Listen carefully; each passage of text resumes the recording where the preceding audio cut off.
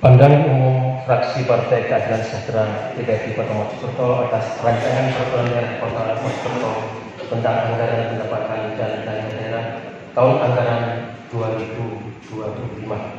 Assalamualaikum warahmatullahi wabarakatuh. Selamat pagi, salam sejahtera untuk kita semua.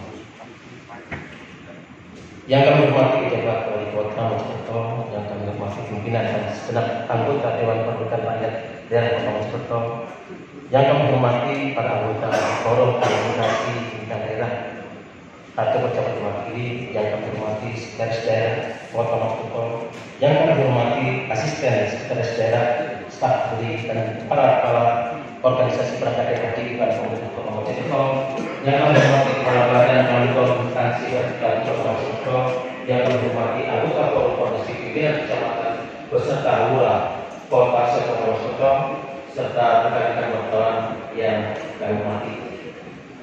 Segala puji bagi Allah Subhanahu wa taala, Tuhan yang Maha Esa, atas rahmat dan karunia-Nya sehingga kita semuanya berada di ruang dalam keadaan sehat. Salam dan salam semoga tercurahkan kepada Nabi kita Rasulullah Muhammad SAW. Para dewan dan hadirin yang berbahagia, fraksi BKS DKI Kota Mojokerto menyampaikan apresiasi atas penyampaian kerja APBD tahun anggaran 2025. Namun kami memiliki semua catatan, pertanyaan dan rekomendasi terkait rancangan ini. Pandangan berdasarkan atas analisis terhadap dokumen Raperda dan berbagai macam peraturan strategi nasional yang relevan. 1. Alokasi program makan bergizi sehat sebagai program prioritas nasional. Program makan bergizi sehat sebagai diatur dalam Undang-Undang Nomor 15 Tahun 2024 merupakan bagian prioritas nasional untuk mengatasi stunting dan meningkatkan kualitas kesehatan masyarakat. Fraksi PKS berpendapat bahwa program ini perlu diintegrasikan dengan program pendidikan dan kesehatan untuk mencapai dampak yang lebih luas dan terukur. Pertanyaan adalah besar alokasi anggaran yang disediakan oleh Pemkot Mojokerto untuk program ini. 2. Penyesuaian anggaran perjalanan dinas sesuai dengan surat edaran Menteri Keuangan. Surat edaran dari Menteri Keuangan telah ditanggapi dan ini secara dari pemangkasan 60% anggaran perjalanan dinas kementerian atau lembaga. Pertanyaan bagaimana implementasi kebijakan ini pada anggaran dan dinas lingkup Pemkot Mojokerto. 3. Penghapusan mandatory spending kesehatan. Penghapusan mandatory spending kesehatan dalam Undang-Undang Nomor 17 Tahun 2023 memberikan fleksibilitas tersendiri dalam pengawasan anggaran.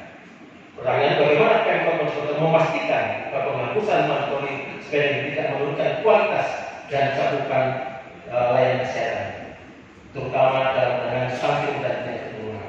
4. Optimalisasi dana kelurahan. Bahwa dana kelurahan harus kita optimalkan untuk kebutuhan-kebutuhan yang langsung dirasakan oleh masyarakat, seperti pengelolaan sampah dan pemberdayaan UMKM, peningkatan infrastruktur dasar dan layanan sosial. Pertanyaannya, apakah langkah konkret Pemkot Mojokerto untuk memastikan dana kelurahan benar-benar digunakan sesuai dengan kebutuhan masyarakat? Yang 5. Strategi mengatasi defisit anggaran dan penurunan pendapatan transfer. Ketergantungan Kota Mojokerto pada pendapatan transfer pusat menjadi tantangan serius, terutama dengan penurunnya alokasi dana transfer. Penurunan ini berdampak langsung pada kemampuan fiskal daerah, mempersulit kemudian program prioritas dalam situasi ini bukan strategi yang matang dan inovatif untuk mengatasi defisit tanpa membebani masyarakat. Pertanyaannya, apa strategi Pemkot untuk peningkatan PAD tanpa membebani masyarakat? Yang keenam, ketidaksediaan angka dan nota penyampaian dan dalam Raperda. Jadi mohon maaf, ini ada ketidaksediaan angka dalam nota penyampaian. Mohon nanti dikoreksi. Pertanyaan apa langkah Pemkot untuk memastikan akurasi dokumen anggaran agar tidak menimbulkan salah tafsir. Yang ketujuh, keterukuran indikator pengeluaran dan hasil program. Indikator program yang hanya berbasis jumlah dokumen atau tidak terserah tidak mencerminkan manfaat langsung bagi masyarakat. Hal ini menyebabkan proses monitoring dan evaluasi. Pertanyaannya, bagaimana rencana Pemkot untuk memperbaiki kualitas indikator agar lebih terukur dan relevan dengan kebutuhan masyarakat? Yang kedelapan, potensi duplikasi program dan tumpang tindih sasaran. Kami juga menemukan potensi adanya duplikasi program dengan sasaran dan indikator serupa. Ini merupakan persoalan serius yang dapat memboroskan anggaran, mengurangi efisiensi, dan menurunkan dampak nyata program terhadap masyarakat. Pertanyaannya, bagaimana kelompok mengidentifikasi dan mencegah potensi tumpang tindih program, terutama yang memiliki sasaran dan indikator serupa? 9. Efisiensi anggaran tanpa mengorbankan pelayanan publik. Fraksi PKS memandang bahwa efisiensi anggaran adalah langkah strategis untuk menjaga keberlanjutan fiskal, terutama di tengah tantangan ekonomi seperti turunnya pendapatan masyarakat dan meningkatnya kebutuhan belanja. Pertanyaan, apakah langkah konkret dalam menerapkan efisiensi anggaran? 10. Dukungan terhadap tema green economy. Fraksi PKS sangat mendukung tema green economy dalam RKPD 2020 ini merupakan langkah progresif dalam mendukung pembangunan berkelanjutan. Fokusnya sangat relevan di tengah tantangan global terkait perubahan iklim. Pertanyaannya, bagaimana memprioritaskan pengelolaan sampah, energi terbarukan atau inisiatif ramah lingkungan lainnya sebagai bagian dari pengelolaan anggaran 2025?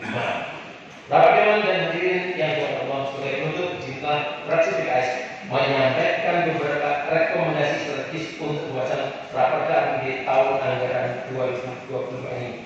1. Meningkatkan pendapatan daerah berbasis potensi lokal, mengembangkan potensi ekonomi lokal seperti pariwisata dan UMKM sebagai sumber KD yang berkelanjutan. 2. Prioritas pada program pro rakyat. Alokasi anggaran harus fokus pada program yang memiliki manfaat langsung dari bagi masyarakat seperti pendidikan, kesehatan, dan infrastruktur besar. 3. Terdapat indikator SMART. Pastikan indikator program sesuai dengan prinsip-prinsip yang relevan dan mudah dievaluasi untuk memastikan kebermanfaatan. 4.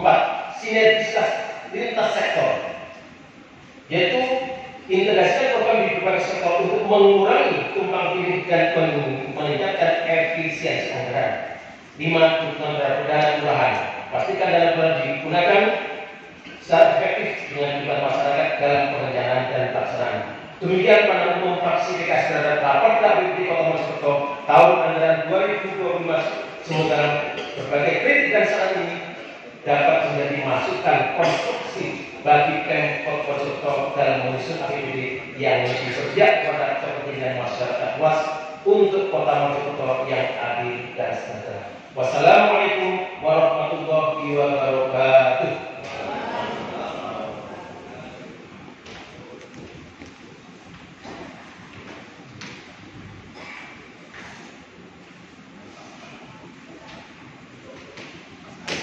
Wait.